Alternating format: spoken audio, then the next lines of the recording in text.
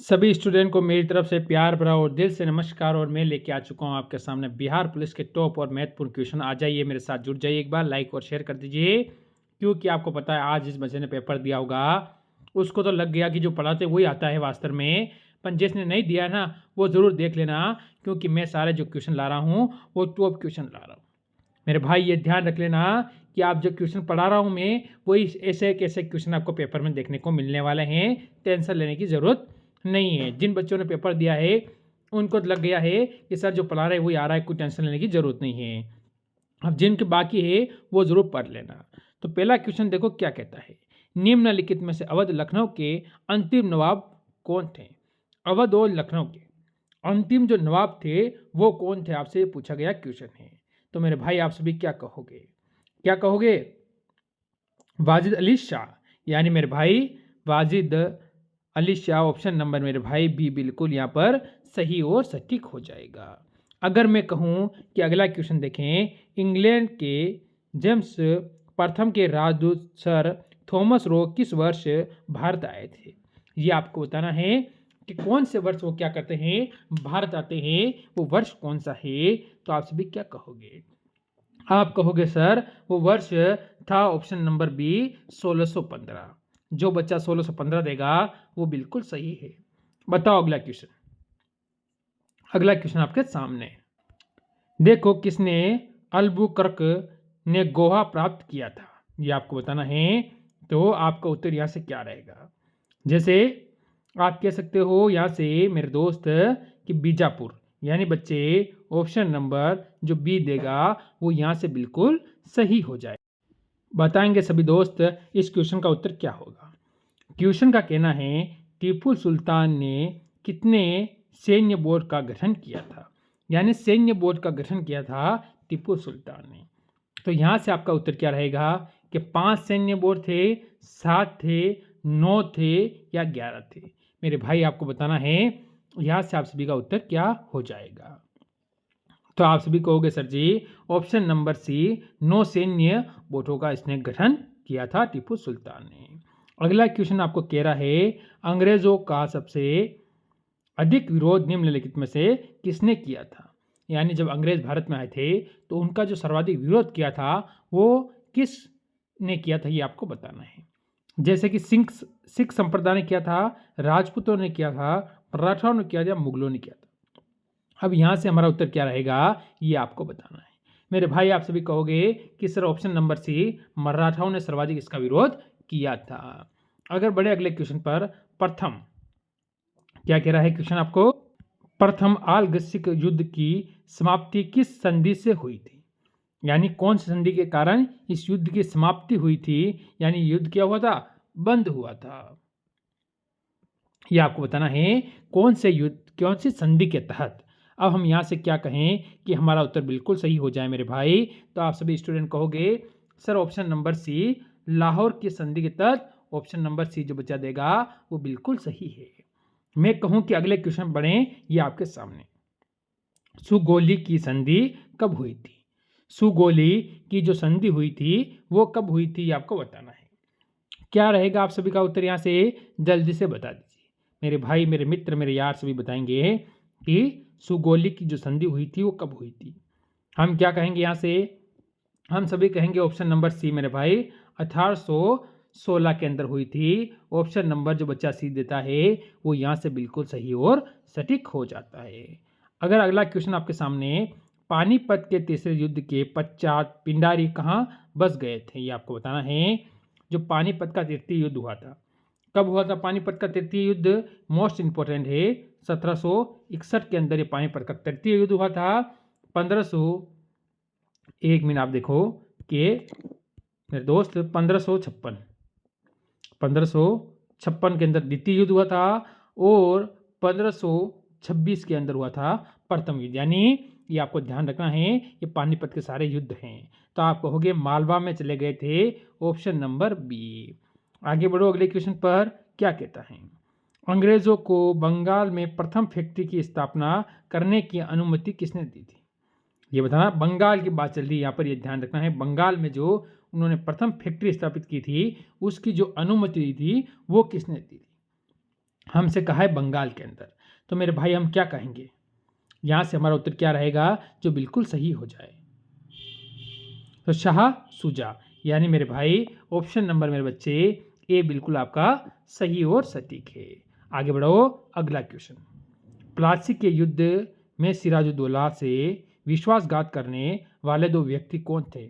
और इसी के कारण आपको पता है कि 1757 में जो युद्ध हुआ था प्लासी का, इस युद्ध में सिराजुद्दौला की हार होती है।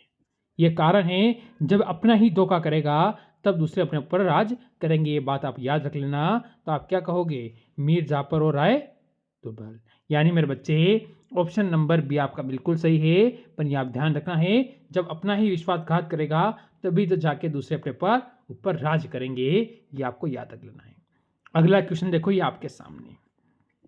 ईस्ट इंडिया कंपनी और बंगाल के नवाब के बीच जब प्लासी का युद्ध हुआ था, उस समय मुगल सम्राट कौन था? ये बताना आपको। जब आपको प्लासी का युद्ध हुआ था, मैंने अभी बताया है कि 1757 में प्लासी का युद्ध अभी मैंने लिख के बताया था। तो उस समय जो मुगल सम्राट था वो दिल्ली का शासक कौन था? ये आपको बताना है। दिल्ली पर किसका अधिकार था? तो क्या कहोगे? आलमगीर द्वितीय मेरे भाई। ऑप्शन नंबर मेरे बच्चे यहाँ से बी आप कहोगे तो बिल्कुल आप सही और सटीक हो जाओगे। अगर बढ़े अगले क्वेश्चन पर, क्वेश्चन का क्या कहना है देखिए आपके सामने। क्वेश्चन हमें कह रहा है बिहार में परमानेंट सेटलमेंट एक्ट लागू करने का क्या कारण क्या था? ये बताना है।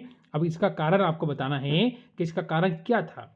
परमानेंट यानी एक बार जो हो गया वो हो गया, बार बार उसमें कोई चेंजेस करने की जरूरत आपको नहीं पड़ेगी। तो आप सभी यहाँ से क्या कहोगे मेरे दोस्त? आप कहोगे जमींदारों के लिए जमीन पर वंश यानी परंपरागत अधिकार को स्वेच्छा से हस्ताक्षरित करने, यानी आप मेरे बच्चे ऑप्शन नंबर बी बिल्कुल यहाँ पर सही कह दोगे। बढ़ो अगले क्वेश्चन पर। बिहार में 1857 की क्रांति के नेता बाबू कुंवर सिंह का देहांत कब हुआ था? 1857 की क्रांति का जो नेता था उनका नाम क्या था? बाबू कुंवर सिंह। उनका देहांत का मतलब हो गया, आपसे पूछी गई है मृत्यु। बताओ उनकी मृत्यु कब हुई थी? तो आप सभी मेरे मित्र मेरे भाई यहाँ से क्या कहोगे? आप कहोगे सर कि ऑप्शन नंबर सी, यहाँ से 9 मई 1858 को उनकी मृत्यु हो जाती है। ऑप्शन नंबर सी बिल्कुल सही है। आगे बढ़ो, क्या कहता है? क्रांतिकारी मदन लाल, यानी क्रांतिकारी को अगर बात चल रही है तो बढ़िया क्वेश्चन आपसे पूछा गया है।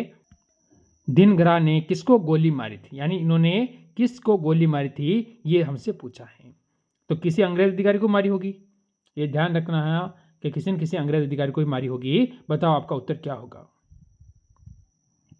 कर्जन वायली मेरे भाई, कर्जन वायली। ऑप्शन नंबर यहाँ से डी बिल्कुल सही है। ये आपको याद रख लेना। आगे बढ़ो। 1857 के विद्रोह में कानपुर में सैनिकों का नेतृत्व निम्नलिखित में से किसने किया था? ये बताना आपको कि 1857 में जो कानपुर में सैनिकों का जो नेतृत्व किया था वो किस आदमी ने किया था, ये आपको बताना है। कानपुर आपका उत्तर यहाँ से क्या रहेगा? तो मेरे भाई आप सभी क्या कहोगे? आप कहोगे सर नाना साहब ने किया था, यानी कि जो बच्चा ऑप्शन नंबर डी देगा यहाँ से वो बिल्कुल क्या हो जाएगा? सही और सटीक हो जाएगा। क्यों ना बढ़े अगले क्वेश्चन पर, बताओ इसका उत्तर क्या है? मेरे मित्र क्वेश्चन हमें कह रहा है 1857 की क्रांति में निम्नलिखित में से किस वर्ग ने भाग नहीं लिया था? यह बताना है। ऐसा कौन सा वर्ग था जिसने 1857 की क्रांति के अंदर भाग नहीं लिया, यानी उन्होंने सहयोग नहीं किया, यह आपको बताना है। अब आपका उत्तर यहाँ से क्या रहेगा? जैसे कि जमींदारों ने तो लिया था, सैनिकों ने लिया था, किसानों ने लिया था, पर एक वर्ग ने नहीं लिया था। उसका नाम क्या है? मध्य वर्ग ने नहीं लिया मेरे बच्चे। ऑप्शन नंबर बी बिल्कुल यहाँ पर सही हो जाएगा। बड़े अगले क्वेश्चन पर इसका उत्तर दो। क्या है? आपके सामने एक और क्वेश्चन आ चुका है। क्वेश्चन हमें कह रहा है द ग्रेट रिवोल्ट नामक पुस्तक के लेखक कौन है? यहाँ से पुस्तक से संबंधित अगर आपसे क्वेश्चन पूछा है तो बताएंगे मेरे सारे भाई, मेरे मित्र, मेरे यार, मेरे दोस्त। यहाँ से आपका उत्तर क्या रहेगा? जैसे कि आप सभी कहोगे सर अशोक मेहता, यानी मेरे मित्र जो बच्चा यहाँ से उत्तर देता है कि सर ऑप्शन नंबर बी बिल्कुल सही है, वो यहाँ से बिल्कुल सही हो जाएगा। अगर मैं कहूँ कि बड़े अगले क्वेश्चन पर विश्व के इतिहास की झलक के रचयिता कौन थे? विश्व की इतिहास के झलक के रचयिता कौन था? तो आप क्या कहोगे? क्या होगा आपका उत्तर? इस पुस्तक का प्रकाशन कब हुआ है? तो विश्व के इतिहास के झलक के यानी भारत के प्रथम प्रधानमंत्री जो पंडित जवाहरलाल नेहरू ये थे, और इस पुस्तक का जो प्रकाशन हुआ था कब हुआ? कोई बता सकता है? 2012 के अंदर। ये आपको ध्यान रखना है। साहित्य थी यानी आगे बढ़ो, अगला क्वेश्चन आपके सामने। स्वामी विवेकानंद किस स्थान पर धार्मिक सम्मेलन में के लिए प्रसिद्ध हुए थे? यानी कौन से स्थान पर धार्मिक सम्मेलन के लिए क्या हुए थे? प्रसिद्ध हुए थे। वहीं से स्वामी विवेकानंद की अगर यहाँ से बात हो रही है मेरे मित्र, तो यहाँ से आपका उत्तर क्या रहेगा? तो आप सभी कहोगे शिकागो, जो कि कहाँ है? अमेरिका में। मेरे भाई कहाँ होगा? अमेरिका। ये आपको ध्यान रखना है। अगर आपसे पूछे भाग कब लिया था, तो आप 1893 आप कह दोगे मेरे भाई। ये भी आपको याद रख लेना है। अगला क्वेश्चन देखो, हिंदू विधवा पुनः विवाह कानून कब पारित हुआ? यानी विधवा लोग क्या कर सकते हैं? हिंदू धर्म में जो महिला विधवा थी वो पुनः विवाह यानी विधवा होने के बाद अगर पति की मृत्यु के बाद वापस विवाह कर सकती है, यानी शादी कर सकती है। बताओ आपका उत्तर यहाँ से क्या रहेगा?